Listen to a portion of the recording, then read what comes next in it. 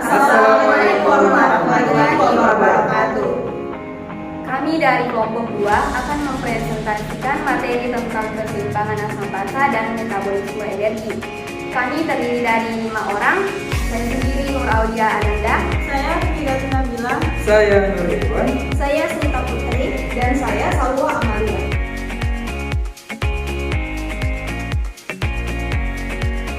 Baik, saya akan menjelaskan soal materi tentang keseimbangan asam dan basa. Di mana soal pertama yaitu apakah cairan tubuh kita lebih banyak dari komponen lain? Jawabannya adalah ya.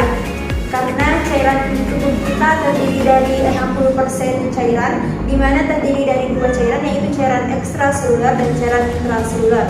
Cairan intraseluler terdiri dari 40% dan cairan ekstraseluler terdiri dari 20%.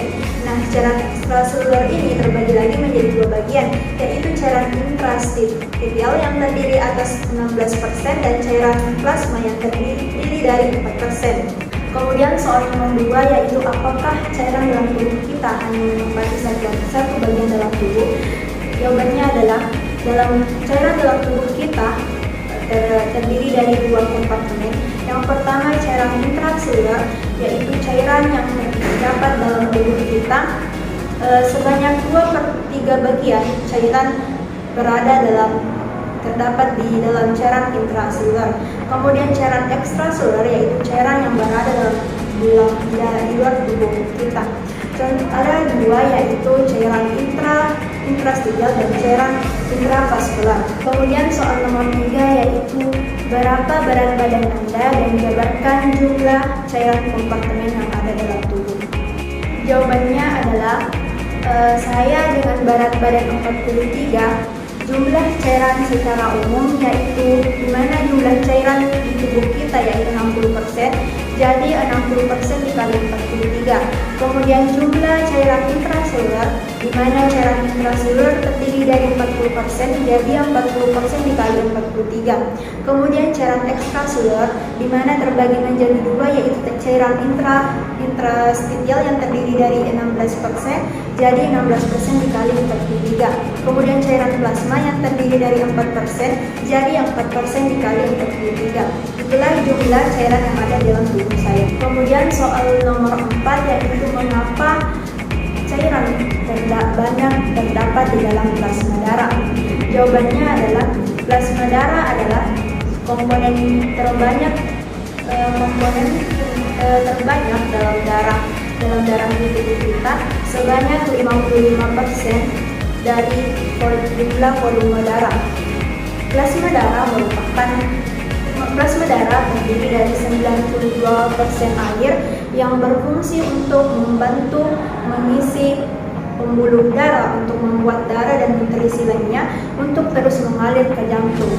Nah, mengapa cairan terbanyak terdapat di plasma darah? Karena salah satu dari fungsi plasma darah adalah untuk sebagai bahan pembentuk dasar cairan ekstraseluler atau cairan yang berada di luar sel.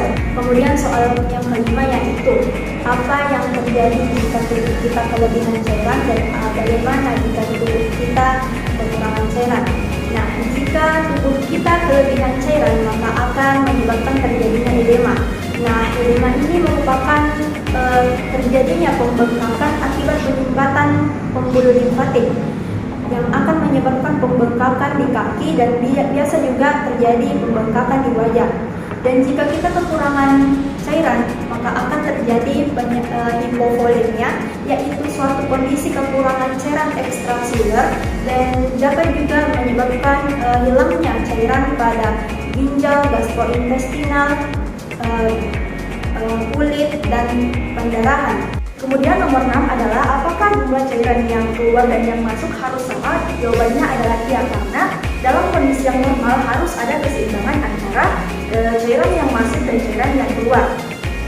Kondisi ini adalah hal yang sangat penting untuk menjaga keseimbangan dalam tubuh manusia.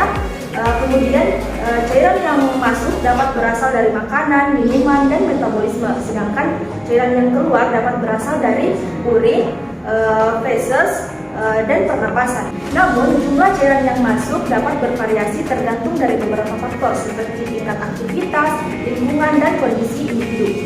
Kemudian soal nomor 7 adalah pastilah cairan yang terbanyak keluar melalui urin sedangkan yang paling sedikit melalui feses. Dan hanya inilah tempat mengeluarkan cairan. Jawabannya adalah ya, karena urin merupakan tempat pengeluaran cairan yang terbanyak karena urin dihasilkan oleh ginjal, di mana ginjal ini merupakan tempat menyaring darah, dan darah adalah salah satu cairan interstisial dengan jumlah terbesar. Oleh karena itu, urin merupakan salah satu tempat mengeluarkan cairan yang paling banyak. Cairan juga tidak hanya keluar melalui urin dan feses, melainkan juga dapat keluar melalui paru-paru dan kulit seperti keringat. Kemudian yang kedelapan adalah makanan dan minuman yang termasuk dalam kategori asam dan basa. Yang termasuk dalam kategori asam, yang pertama adalah jeruk, lemon, kopi hitam, susu, dan cuka. Kemudian makanan dalam kategori basa yaitu putih telur dan bubuk soda kue. Dan nomor 9 adalah berapa jumlah pH dalam darah. pH dalam darah berjumlah 7,35 sampai 7,45. Selanjutnya nomor 10, soalnya kapan seseorang dikategorikan asidosis respiratorik dan metabolik serta alkalosis respiratorik dan metabolik.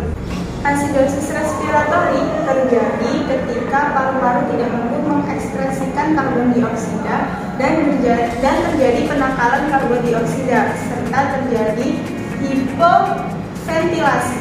Selanjutnya, asidosis metabolik terjadi pada saat penurunan rasa dan ginjal tidak mampu mengekspresikan asam sehingga bikarbonat banyak yang keluar dari dalam tubuh.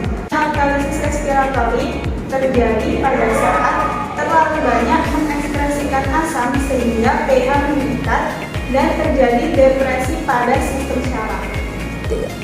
Selanjutnya, alkalisis metabolik terjadi pada saat peningkatan langsung dari basa karena muntah dan peningkatan asam karbonat dari dalam darah.